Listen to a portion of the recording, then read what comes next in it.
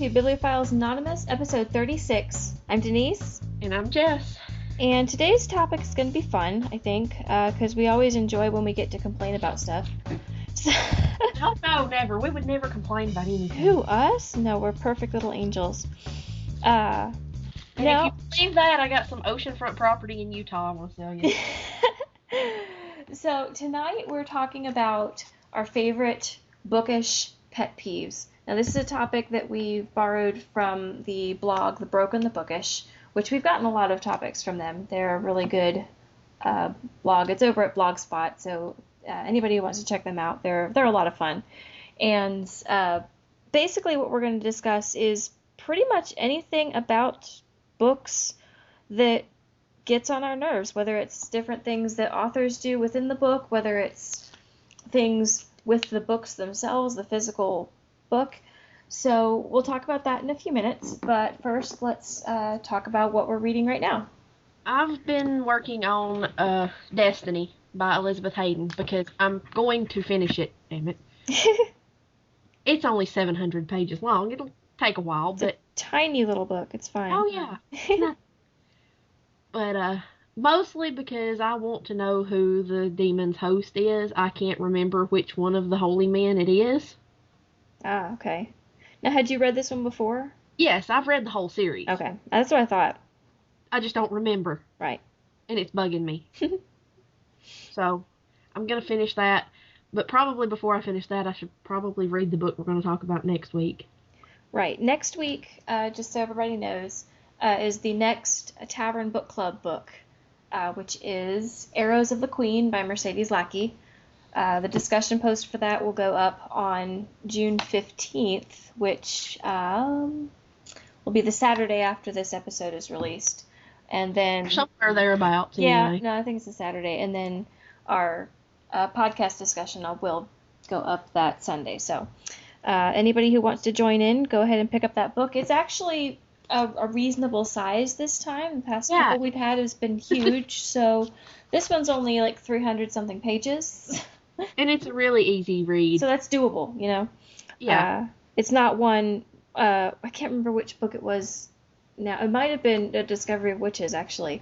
I started reading that one like a week and a half before we were going to talk about it.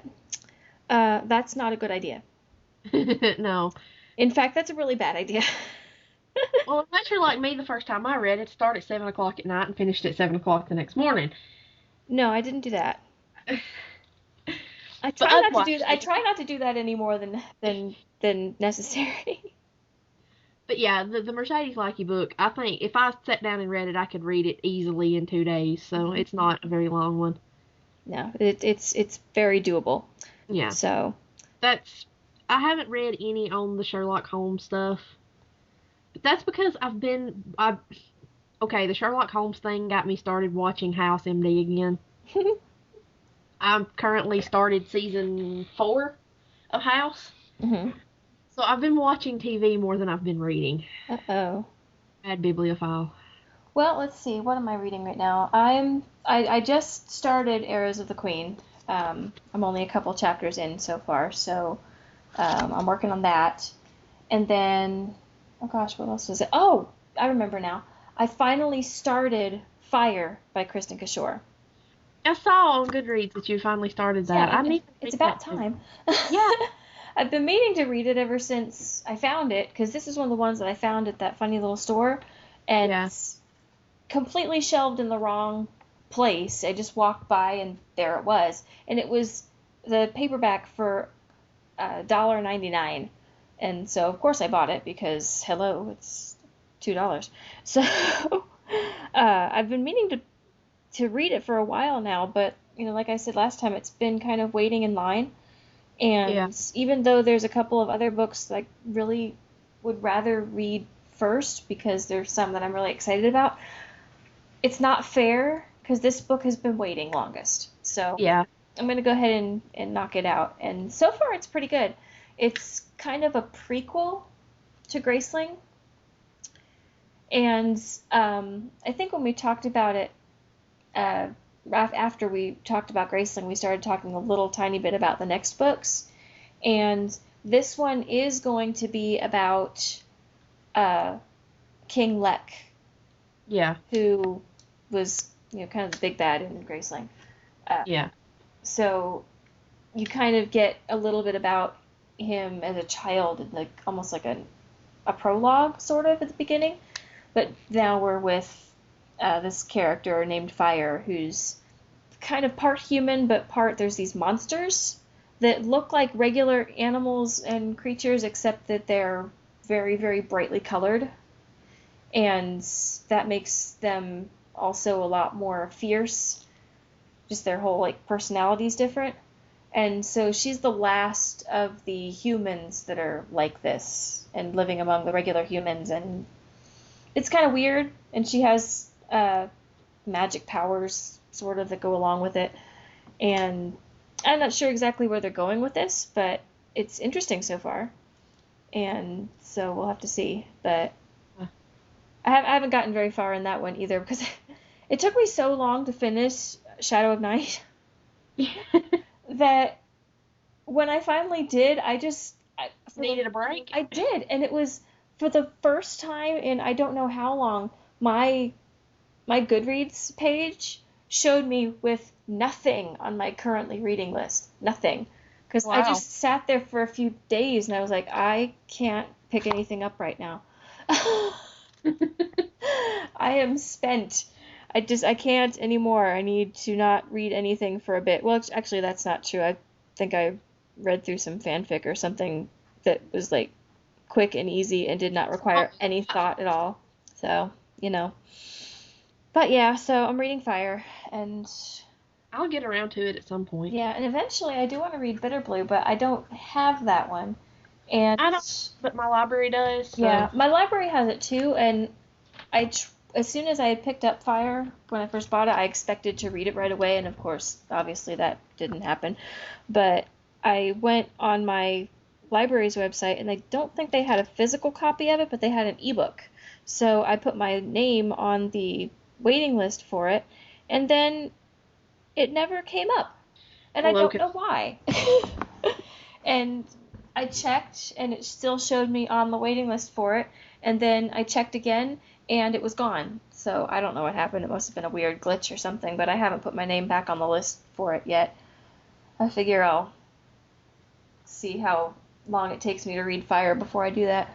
Yeah, get through Fire and then worry about it. Yeah, or read something else and then come back to Bitter Blue. Because that's the thing with this series, is that you don't have to read them. It's not really a continuation. Yeah. So much. They're just sort of different stories, loosely connected and set in the same universe. Yeah, basically. And, you could easily read Fire, I think, before you read Graceling. It's actually, chronologically, it happens first. So, yeah, there's that. And I don't know how much they're going to get into Lek's storyline, which, it would be interesting to know where he's going to go, but I don't think it would be necessary in order to get the book itself. So yeah, we'll see how it goes, and I might go straight on to Bitter Blue if I can find it, or I might pick up the next book over here that's sitting in line, waiting patiently. And if I do that, then it's going to be Neverwhere by Neil Gaiman, which has also been sitting here for a long time. Yeah, I have a whole shelf full of stuff that's been waiting for years, so, I'll get around to it one day. Yeah. I think part of the problem is I read so much last year that this year it's just I just don't want to read.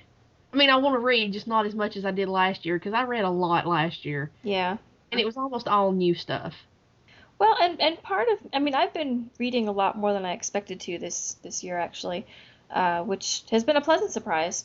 But the thing is that I've kind of completely stopped, well, not completely, but pretty much completely stopped watching television.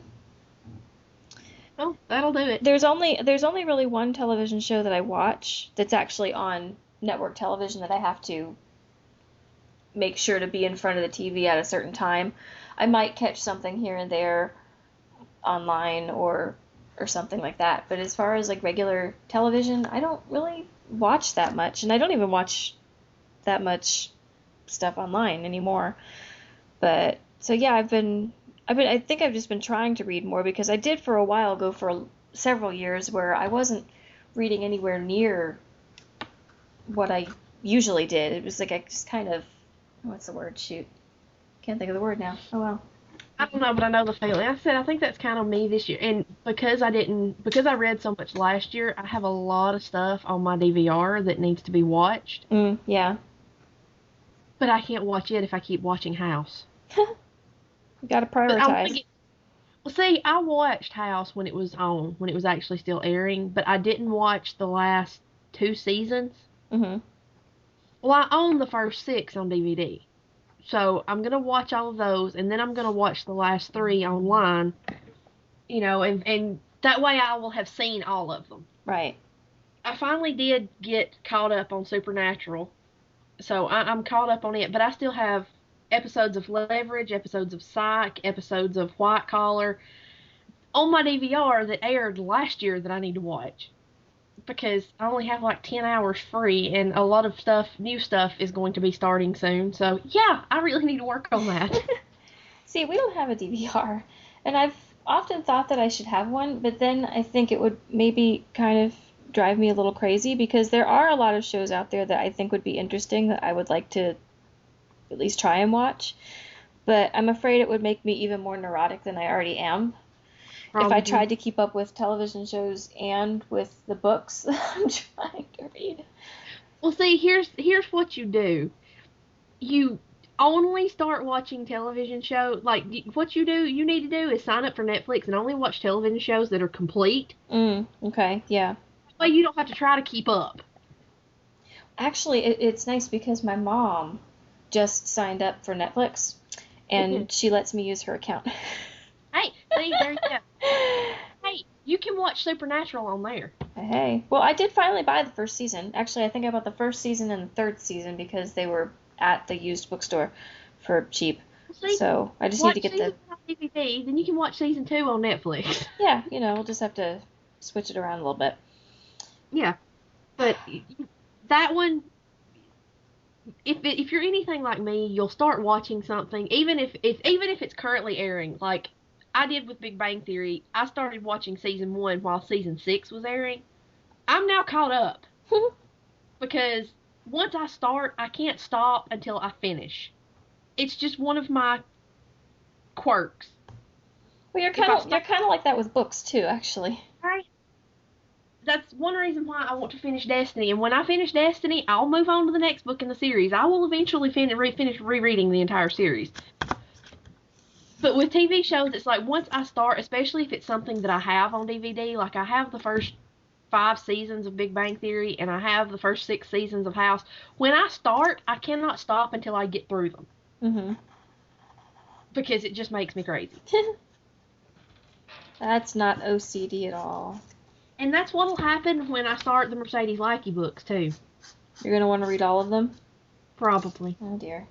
And there's a lot of those. Yes, there are. And I have them. All of them? All except the newest one. Oh, boy. Yeah. Well, that'll help you get caught up on your reading goal. Well, on the numbers, yes, but not on the let's read stuff I've never read before that's on my shelf. Well... Because I've read all of those. I can't help you there. Alrighty. Well, yeah. Okay, well, let's stop talking about television shows and start talking about books, or in particular, our bookish pet peeves.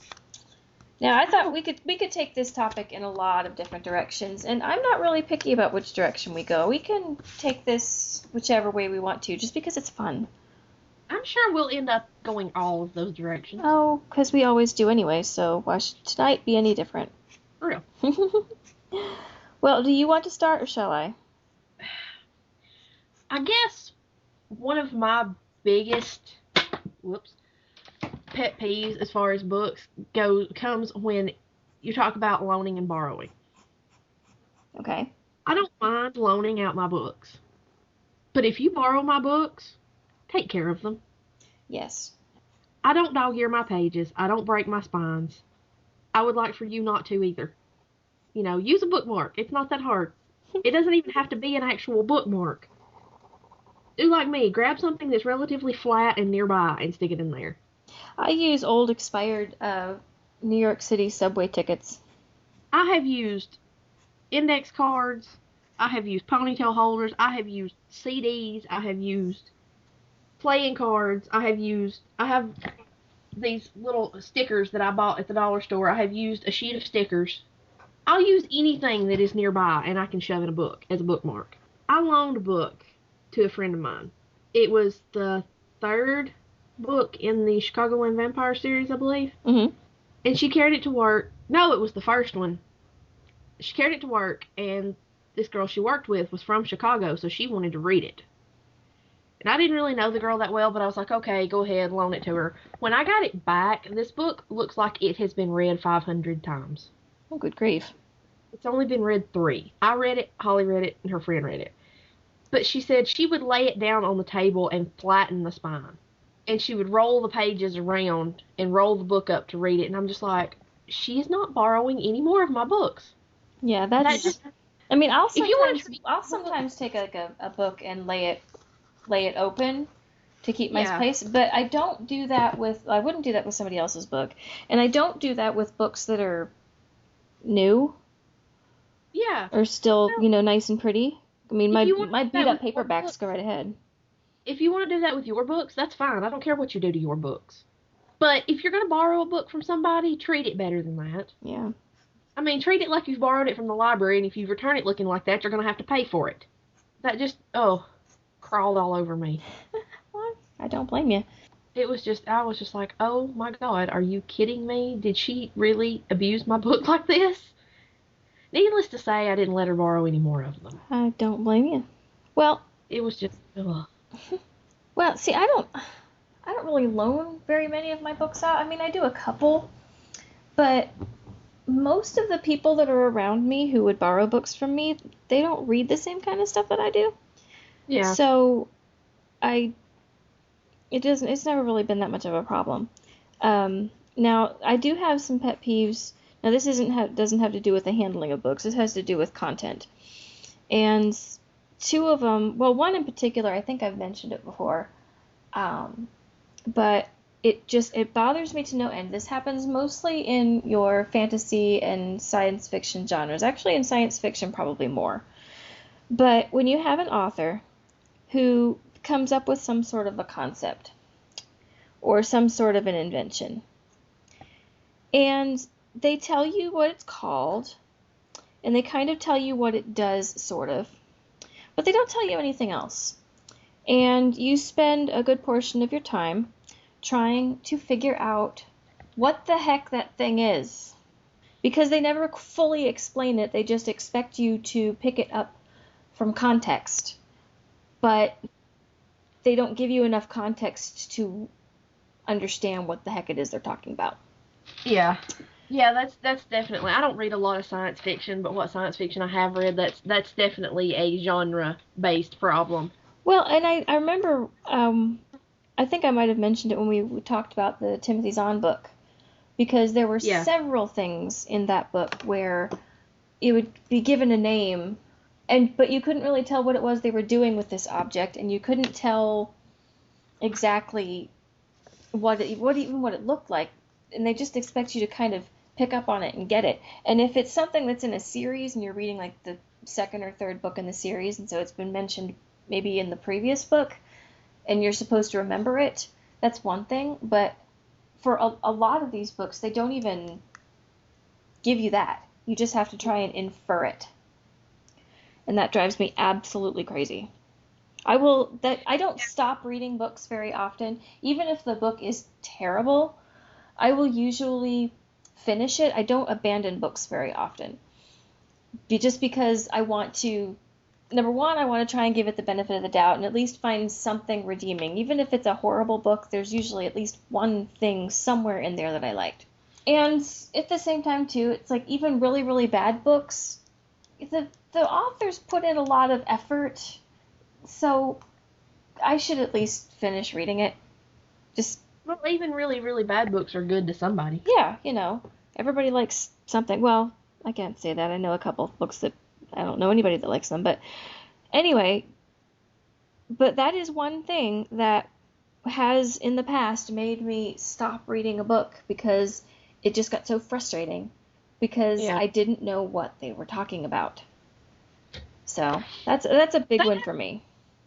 That one hasn't bothered me that much. Okay, this one, but yeah, if there's any publishers listening, I want you to pay very close attention to what I'm about to say and take it to heart because I'm not the only one that feels this way. I have several friends who have complained about the same thing. If you start publishing a series, please be consistent throughout the entire series as far as cover style and size format. Yes. Oh my gosh. Do not start off publishing your typical pocket paperback size, which is, the normal paperback book that everybody sees. Mass market. Mass market paperback. And then halfway through the series, switch to this stupid paperback that's the same width as those, but about an inch taller. You make my shelf look retarded. Yeah, I have a thing about wanting all of my books within a series to be the same. They have to match. Yeah, I only have a couple of them that don't do that, and I just try not to look at that part of my bookshelf because it makes me a little twitchy. Well, see, the ones of mine that are the worst offenders about that are on a separate bookshelf in a room I hardly ever go in. There you go. So, but it's like the Kathy Wright that writes the books that Bones was based on. Uh-huh. I read a lot of those before the TV show came on, and I collect all of those, and there's like two right in the middle of the series that are like an inch taller than everything else. And I'm like, why? Why? I don't like that. It doesn't fit. It doesn't work. And then the J.D. Robb books. I've talked about those on here before. Mm-hmm. Because she's been writing those for so long, they changed the style of the covers like halfway through. Actually, they've changed them twice. So my entire set does not match. I don't like that. I want them to match. And they don't print the first ones in the new covers, so I can't get them that way. Yeah, Us book collectors, we're a neurotic lot. You don't need to do this to us. No, it's a bad idea. I actually the Shades of London series by Maureen Johnson, the first book that came out in that series, The Name of the Star, all of the books that or the copies that I have, they're all hardcover and they're all about the same size, so that's fine. But the cover art, they're two completely different style cover arts.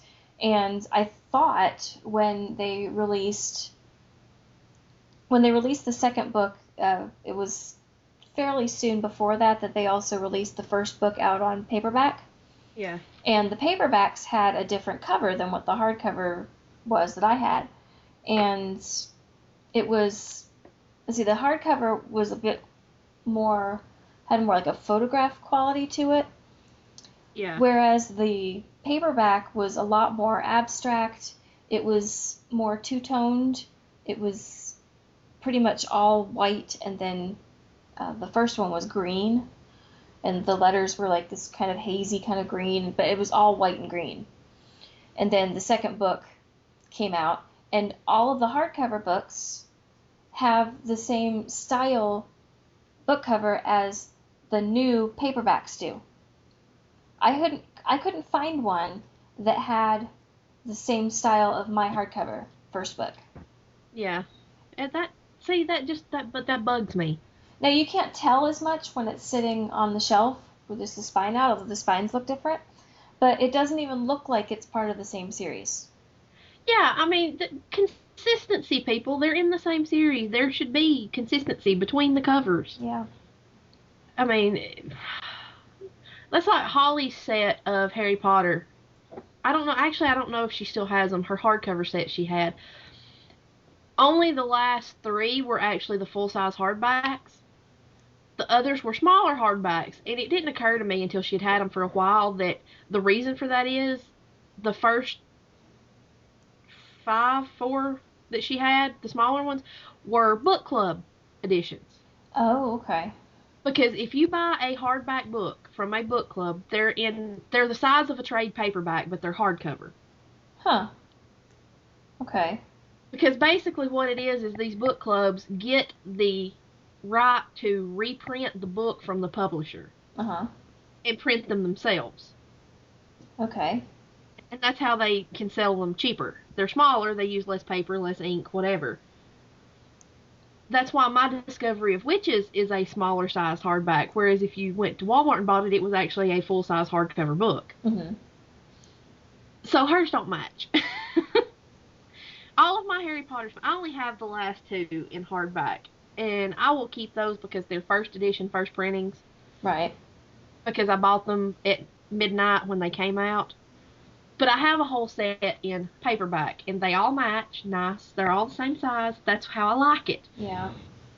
Oh, don't even talk to me about my Harry Potters. They're so messed up. I mean, I don't understand the logic behind, let's print the first 5 of these in your standard, mass market paperback size. Let's make these 2 an inch taller, and then let's go back to the regular size. Now that's weird. But see, and well, look at them. My Harry Potters are all over the place. But I have somewhat good reason for it. Kind of. I started reading them after the first movie came out. And so after I saw the first movie, I went immediately to the bookstore and went to buy Sorcerer's Stone. And when I did that, they had since the movie was just out, they had a whole display with a ton of books. And I wasn't even thinking about it being a series or thinking about really becoming a huge fan. It was just my first experience with it. So I just didn't pay any attention. I just grabbed one of the books. And they have so many different versions. I mean, not the book's the same, the story's the same, but the style of the outside of the book is completely different. And what I ended up picking up was, I think they had a couple different covers. You had the ones that were the really colorful ones with the Merry Grand Prix artwork. So that's the one that most people know. But they also had a set that had a much simpler cover art that was, I think, supposed to be more like the adult version. Right. And so that was the one that I got, and it's mass market paperback, which is the smaller kind of pocket paperback size that most people see. And it's mostly blue. And then there's the title of the book in big letters, and then a very small picture kind of at the bottom. But, like I said, it's mostly solid color, and that's my Sorcerer's Stone. And then when I started reading the other books, I think I ended up stealing Chamber of Secrets from my aunt. Or at least I borrowed it, and I never gave it back to her. And Shame. Well, I think the copy that I have is still her copy, and I eventually bought one, and then I gave her the new one because I read that book a lot, and it started looking a little worse for wear. Because I ended up borrowing it from her when I was on vacation, and so I only had Sorcerer's Stone and Chamber of Secrets with me. And I was doing a lot of visiting a whole bunch of family that I didn't really know very well and who were kind of ignoring me. So I had a lot of time to read, and only those 2 books. Yeah. They went through the ringer, those 2 books. Yeah, I would guess. So yeah, I think I finally bought a new copy of Chamber of Secrets, and I gave the new one to my aunt because her copy just was starting to look really sad. But then I also finally bought Prisoner of Azkaban, and that one, both of those, are in the trade paperback versions because they're the bigger paperbacks and with the Merry Grand Prix cover art. So it looks completely different from Sorcerer's Stone. And then once I finished those 3 books, then it was time for me to move on to Goblet of Fire, which was not out in paperback. So I had to buy it in hardcover, which means it's bigger than all the rest of them. Now, that's the book that has really suffered, because when I bought it, that was the last of the books that was out. There was, Order of the Phoenix was not even, I don't even know if it had a name yet. So I reread that book many times. The spine is broken in 2 places. I I would try and duct tape it back together, but I'm not sure that would even help it. Yeah, probably not. No, And so that one is hardcover, but it looks sad. And then the following 3 books, I got all of those at the midnight parties. So, they actually don't look too bad, to be honest. But, yeah. So I have 1 small book, 2 medium-sized books, 1 big book that looks like it's been through a fire, and then 3 other books that are also big books, but that look nice. Well, see, that's partly your own fault. That's not the publisher's fault. I know.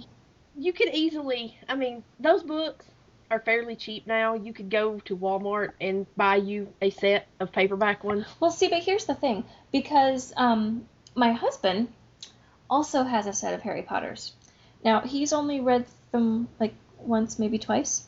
Yeah. And he has them all in hardcover because he doesn't like paperback books. And yeah, he's weird. So, yeah, just a bit, but it's okay. It's a good weird. So his copies of the Harry Potter books are beautiful. And they all match. So those are the ones that sit up on the shelf and look pretty when, people come in and see our bookshelves. And my set of the books are the ones that are kind of underneath the table that we're ashamed of. Oh. Well, see, like I said, I have had series that didn't match because I couldn't find a matching set.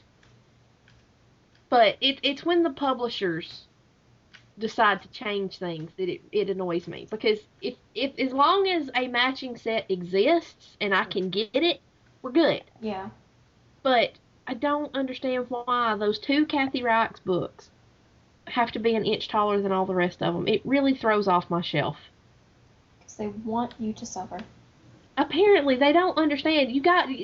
Seriously, us bibliophiles, we're all kind of neurotic. No. If we collect books, we're going to have this issue. It's going to drive us bananas. Or at least 2 of us, anyway. Yeah, well, I'm pretty sure that the urge to hoard books is going to be closely connected with the urge to have them all match. Yeah, I could see that. If you're a collector and you want your shelves to look nice, you're going to want all your books to match. Yeah. Yeah, let's use the word collector and stay away from the words hoarding. It sounds better. Yeah, it's hoarding when you have them sitting everywhere. You don't have shelves for them. All of mine live on a shelf now, so I'm not hoarding anymore. Oh, shush. I'm not going to answer that. Okay, not all of mine. Take that back. Not all of mine live on a shelf. There is a box full of them beside me in my bedroom floor. Okay. From my last trip to McKay. So, but anyway, it thankfully, as far as what I read the most, which is either young adult fiction, which is almost completely consistently trade paperback size, even the hardcovers are that size. Pretty much, yeah. Or fantasy, which is almost always consistently mass market paperback. Yeah, usually, unless you get something in hardcover, which is going to be your standard hardcover size. Unless it's a book club edition, then it's going to be little. It's going to be smaller. Yeah, the book club editions are the size of most of the young adult stuff. Okay, well, that's not that much smaller then. No, but when you're trying to shelf enough. Together, yeah, see, because my bookshelf that I have my hardbacks on, it's like the top shelf is all full-size hardbacks, and then the next shelf is all the smaller hardbacks. Mm-hmm. And if I have books in different series that are different size hardbacks, they have to go on different shelves, and that just makes my head want to explode. Because when I shelve my books, they are alphabetical by author, and then in series order. So, like, if you go look at my bookshelf and you want to find a Mercedes Lackey book, you can find Mercedes Lackey by going in alphabetical order to L. And then the entire Valdemar series is in series, chronological series order on the shelf. Okay, I'm not quite that scary. I am. I mean, my stuff's grouped together by series, but nothing's alphabetized yet. Oh, mine is. Well, Mine will probably get there at some point. Actually, no, I briefly toyed. There's this website called Library Thing. Yeah. Where you can actually go through and catalog your books. And I found this website back when I was working for the university library when I was in school. Yeah. And so I was actually working in their cataloging department. So the whole idea of cataloging my home library, I just thought that was the coolest thing ever. And so I was going to actually do like the Library of Congress call numbers. Okay, I didn't go quite that far, but hey, I was working at a library. I was doing what I knew. I have a program, and if you are a book collector, you need to get this. It's freeware. It's called Book Database 2. It's the website is spacejock.com. It's an author that created this software. He's a science fiction author. Oh, Simon Haynes. He's the same guy who designed Y Writer, isn't he? Right. Yes. Okay. Yeah, I know who he is, sort of. He has a program called Book Database. And you can even, and I got on eBay and bought, do you remember several years ago when those QCat scanners came out that you could get at Radio Shack?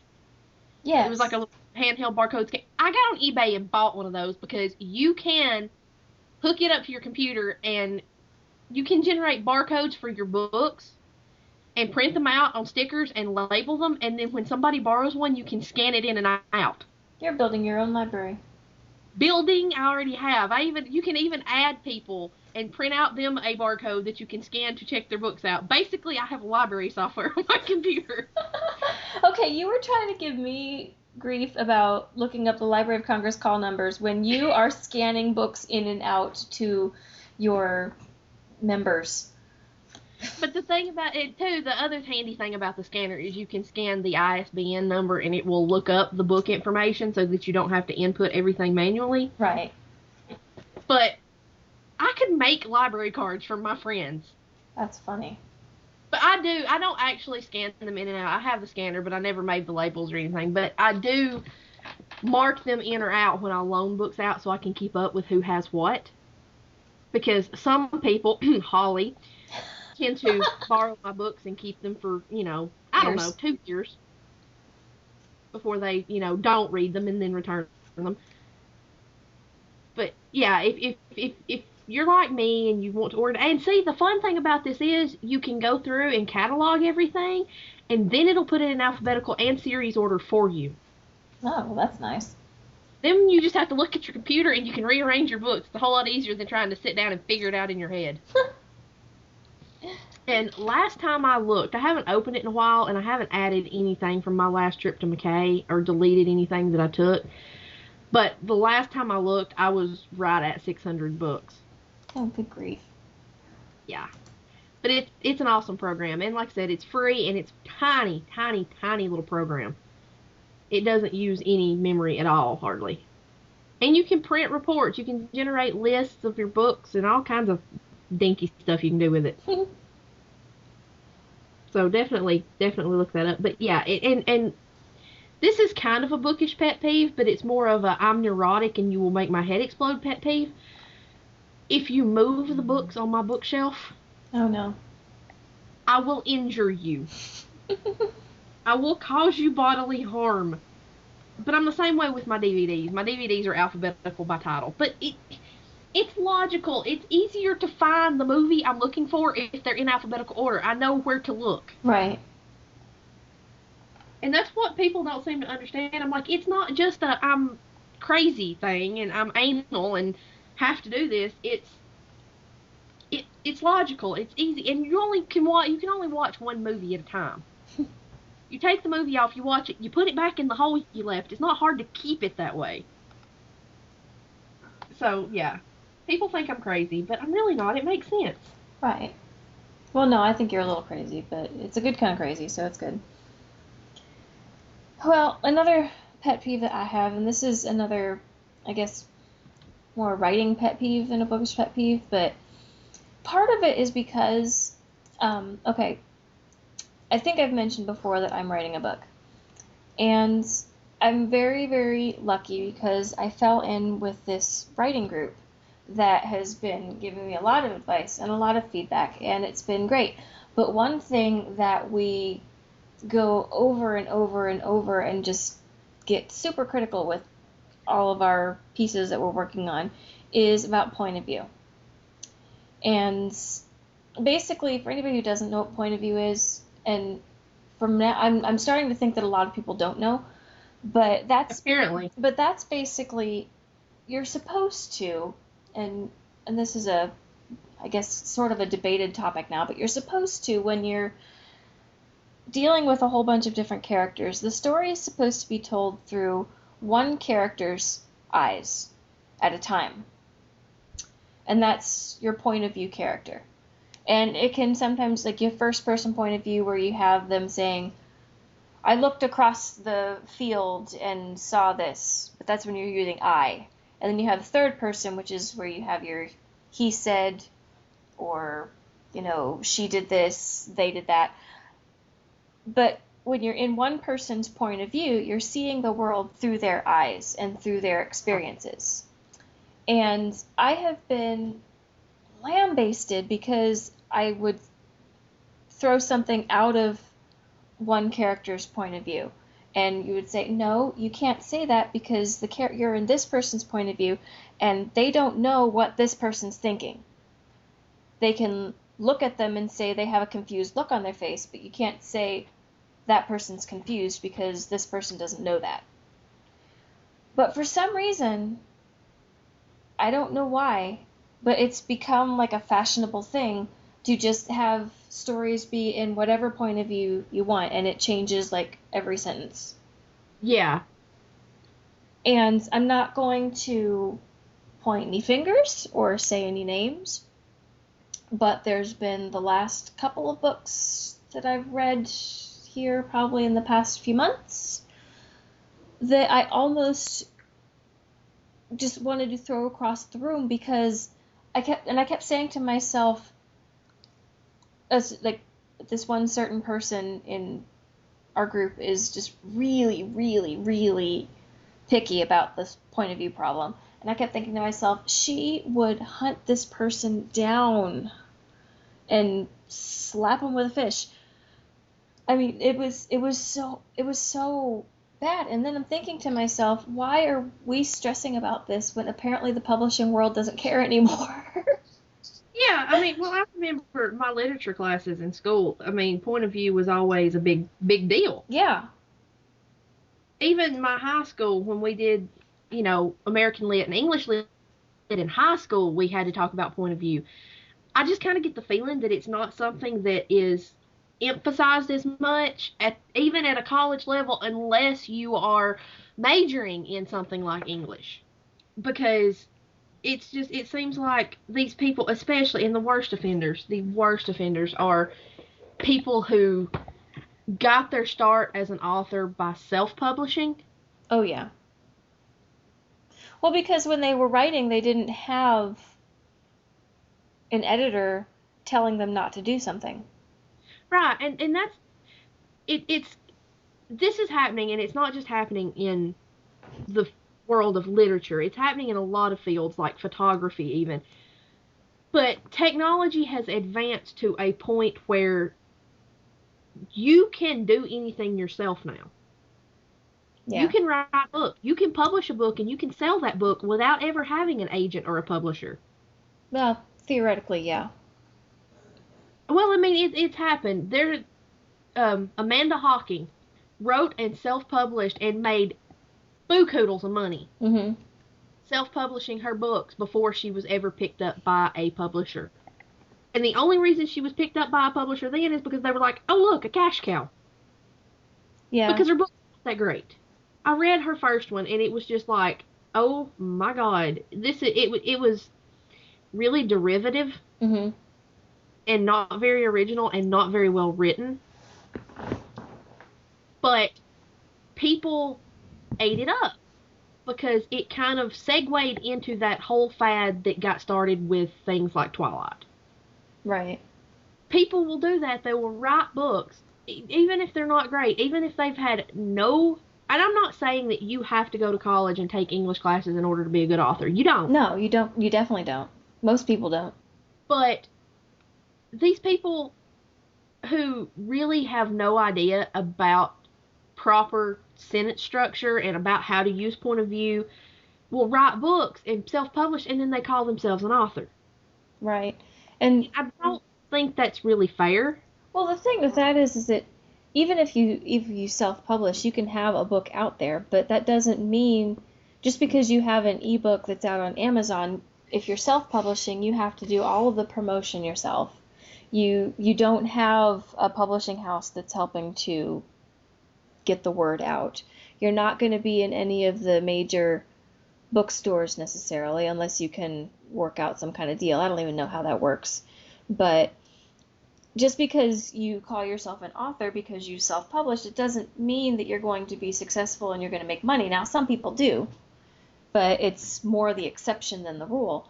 And I think because you do get a little bit of that mindset that, well, I don't need to go through this heavy editing process and I don't need to get a publisher or an agent and do all of that. I can just self-publish.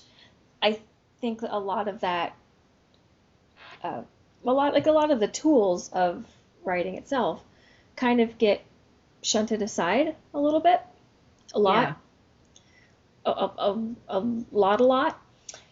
And I mean, the point of view thing is we've oh gosh, my writers group, we had a couple people who just had a terrible time figuring out this point of view thing.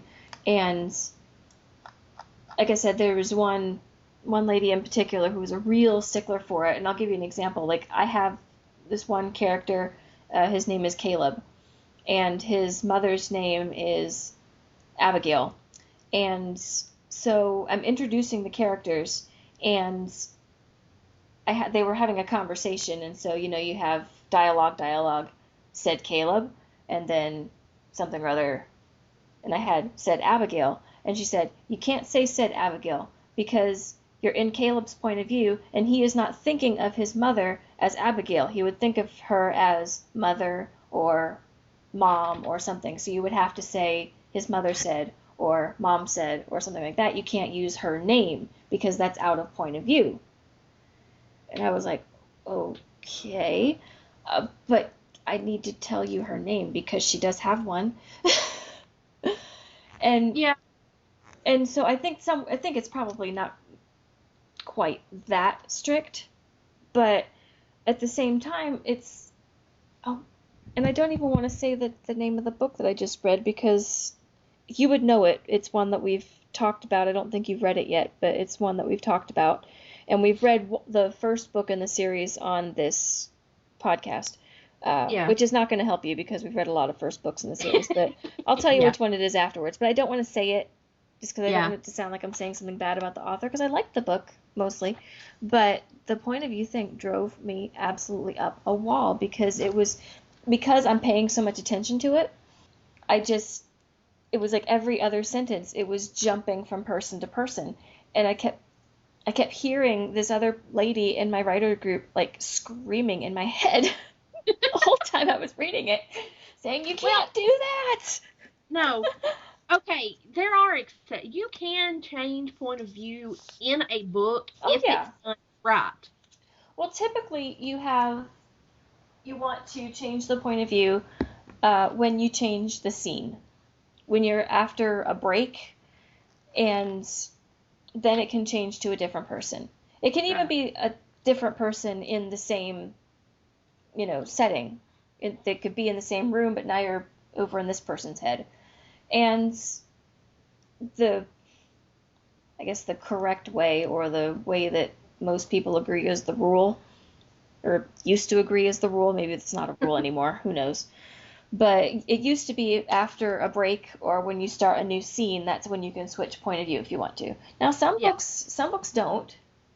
I mean, the Harry Potter books are pretty much in Harry's point of view the entire time, with only a couple of exceptions. Yeah. Well, generally, this is not a problem if you're writing in third person, because it's kind of not really in anybody's head. That's not entirely true.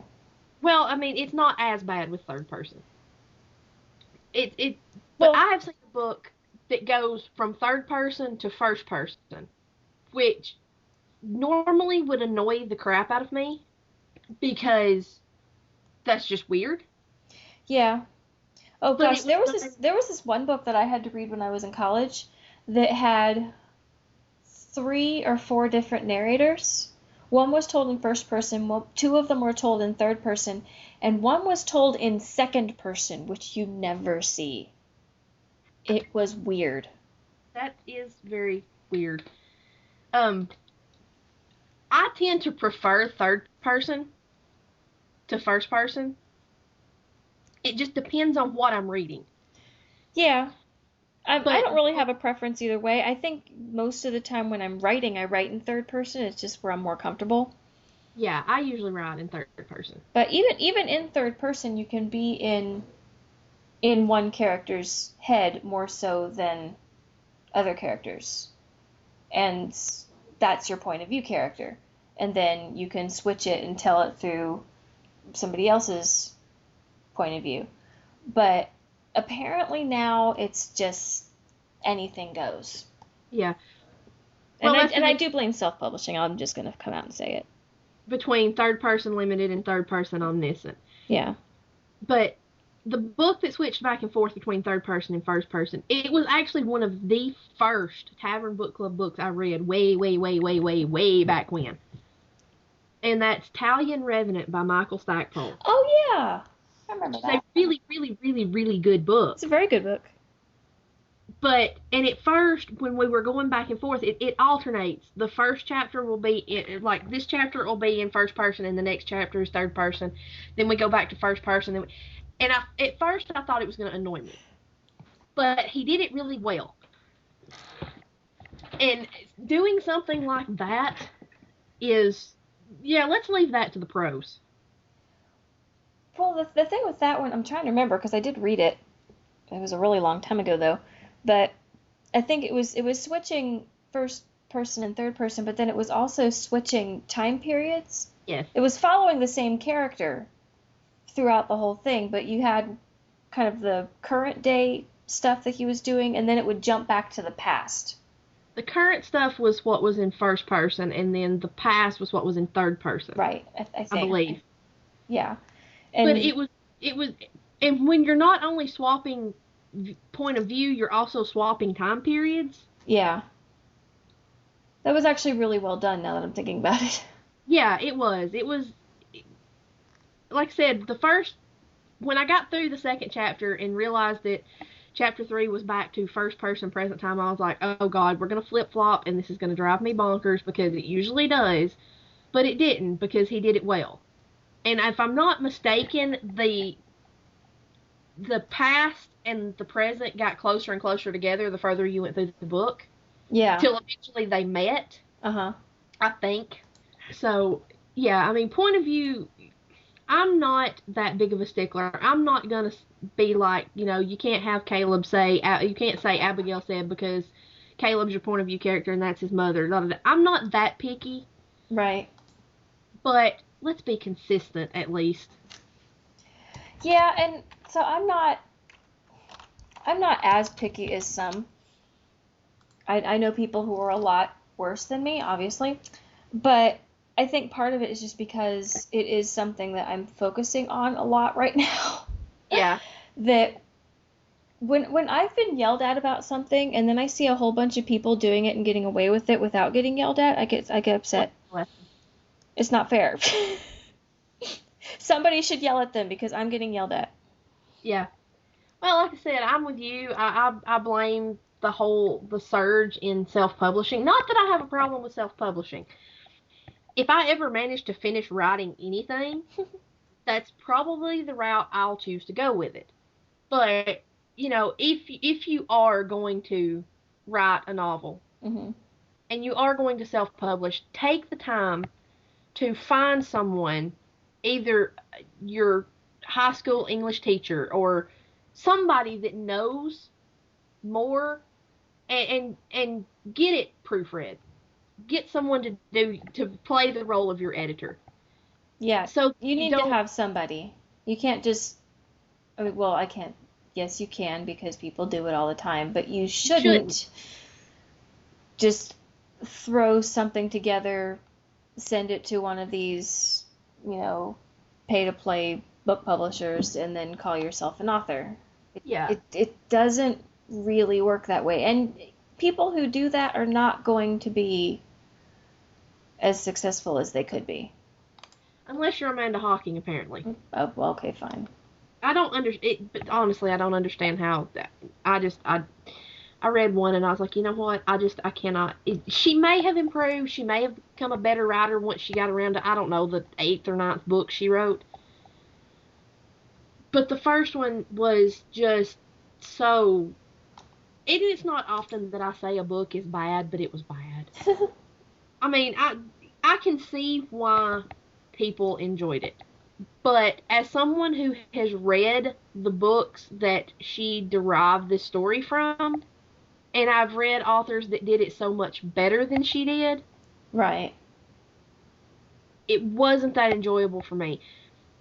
She was like 16, 17, 18 when she published her first book. Oh, okay. Well, that may have something to do with it. Yeah, so I mean, maybe her later books, as she's matured, she may have matured as a writer, and now that she does have a publisher and has that editor, maybe they're better, but I just couldn't get past that first book.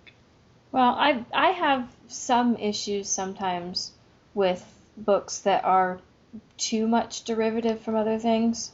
I mean, I understand people who try and retell stories, and I like some of those, especially when it comes to like classic stories, and they want to put some kind of a modern twist to it.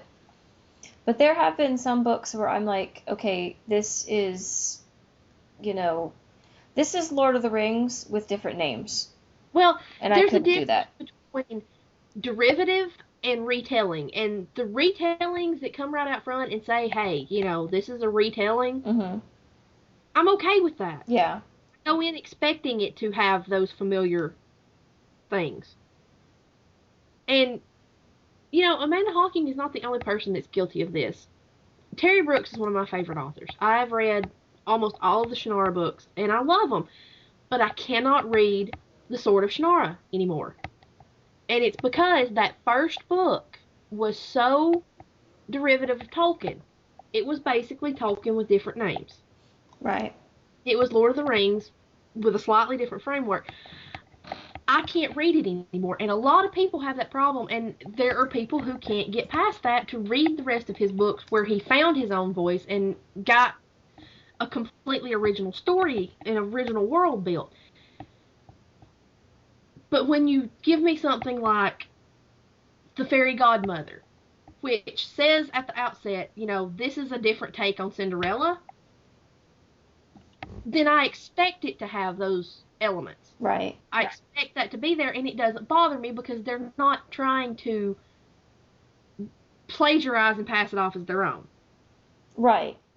They're trying to take a story and they're trying to tell it in kind of a different way. And if they do that, that's fine. Yeah, I'm okay with that. But don't take Twilight and combine it with Shiver and call it something else and try to market it as an original idea. Right. Because it's not. Mm-mm. And that's kind of what happened is it was bad fanfic is kind of how it read. And I'm just like, no. So, I mean, there's a difference. And it really bugs me when an author does that, when they take something that is very recognizable as another author's work, change a few things, and try to pass it off as their own. Yeah. It's like, you didn't have this idea. Somebody else had this idea. You just changed a few things and gave it new decorations, and you're trying to call it yours, and that doesn't work. No. That's another one of my bookish pet peeves is people who do that. Yeah. And, Terry Brooks redeemed himself. He wrote a lot of Shannara books, and especially I believe it's the Voyage of the Jarl Shannara trilogy is my favorite. They're so good. He found his own voice. It's not regurgitated Tolkien. It's original and it's his. But that first book is just, can't do this. Can't read it. Not happening. So, I mean, and then I agree, a lot of it is the self-publishing thing, because people think they can write anything and self-publish it and call themselves an author, and I'm sorry, it just doesn't really work that way. No. But that's kind of the way it is now, unfortunately, because it's, people think now, they want so much of that immediate gratification, and going through the editing process and the professional publishing process takes a really long time. Yeah, it does. Really long time. And I've never done it, but I know people who have, and it's not easy. I don't even necessarily think it's a bad idea to start out by self-publishing, because it's gotten to the point where publishers are looking in those markets. Yeah. But if you're going to do that, do it right. Yeah, put forth some effort, don't just throw any crap out there and think that it's good, or that people are going to enjoy it. And once you publish a few that way, especially, if you find an audience and you sell a decent amount, that's going to help you when you go shopping for a publisher. Right. It's not going to hurt you. So, I mean, it's not that I have a problem with people self-publishing, it's just I have a problem with people being lazy and thought, I wrote this, I'm going to publish it like this. I'm not going to find anybody to edit it for me. I'm just going to, go with it. And like I said, it's not just in the publishing industry. It's like a lot of people nowadays pick up a digital camera and suddenly think they're a professional photographer. The technology has become so much more accessible to so many more people. And it's like, around here, you can't throw a rock without hitting somebody who calls themselves a photographer. Mm-hmm. Some of them are actually really good. My cousin started doing photography several years ago, and she's really good at what she does. Others are not so much. So, I mean, you can't... I guess what I should say is you should get some experience before you start calling yourself an author or a photographer. Because until you have experience and you have clients and you have people and word of mouth, you're not actually a photographer, you're somebody who takes pictures. Right, and there's nothing wrong with that. No. But call it for what it is. You're not an author, you're somebody that writes stuff. Yeah. I mean, that annoys me. And that's kind of a soapbox I've had ever since I read that book and found out who Amanda Hocking was and all of that stuff. I'm just like, more power to her for finding, her success that way, but I just don't get it. Yeah.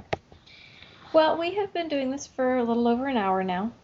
Surprise. And we knew that we were probably going to go a little bit long on this topic just because, well, let's face it, we like to complain about stuff. Yeah. What can we say? So I think we probably ought to think about wrapping this up. Possibly. Yeah. And, knock on wood, Skype hasn't been too much of a brat tonight. I know. That's crazy, isn't it? Yeah. Just that one little glitch. I know. Well, then I guess we will finish up by reminding everyone that next week we will be talking about Arrows of the Queen by Mercedes Lackey.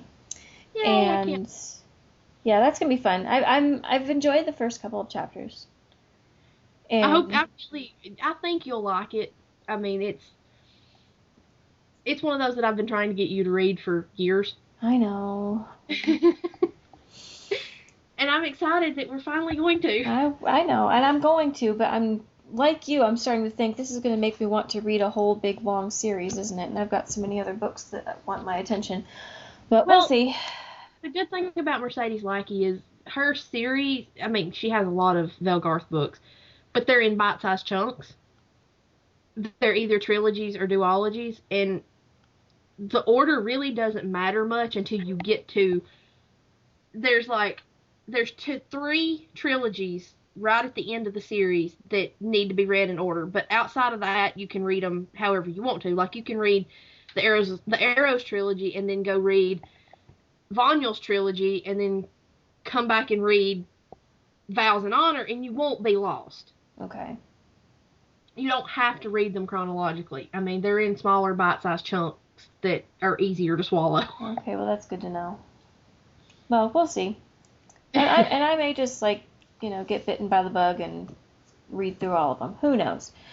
But anyway, we will talk about the first one next week.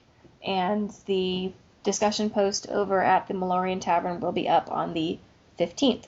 So anyone who wants to join us in the discussion, either on the podcast or over at the tavern, or both, preferably both, we'd love to have you both places, go ahead and pick up that book and get started. It's nowhere near as crazy long as some of the ones we've had. So yeah. This one's much more manageable. Yes. And much. We would also love to hear from anyone who also has some of these crazy, quirky, bookish pet peeves. Because just make us feel better that we're not the only ones. Yeah, that we're not as crazy as we think we are. Yeah, well, that ship's probably sailed. But, you know, we would like to hear if anybody else has thoughts on these topics or other things that just get under your skin. You can let us know either by email, and that email is bibliophiles.podcast@gmail.com. You can also find us on Twitter, and our Twitter is at BibAnonPodcast. You can also find us on our individual Twitters as well. Mine is at LifeWithNoPlot, and Jess, you're at Cirrus_of_Kel. Yep. So we're both there. And if you go to the show's Twitter feed, you'll see both of us on there as well. So that's one way to get a hold of us. I don't really play with Twitter that much anymore. Every time I do anything on Twitter, Holly yells at me and says she's going to turn notifications off, and I'm like, okay, turn them off. I don't care. Yeah. But I don't use it that much. Mostly what shows up on there is where I check into TV shows on Get Glue. Well, I've been trying to use it a little bit more just because I've been trying to keep up with some of these authors and a couple of other literature people that I follow. So I've actually been getting on it more lately just because of that. So yeah, try and follow us on Twitter. You can also find us at our official website, which is www.bibliophiles-anonymous.com. You can leave comments there, you can leave feedback, you can leave topic suggestions or book recommendations, anything like that. So I think that's going to do it. Yep, I think that'll do it. All right. Next time. So we will see you guys next week for some Mercedes Lackey. Woohoo! Woohoo! Thanks for listening. Bye. Bye.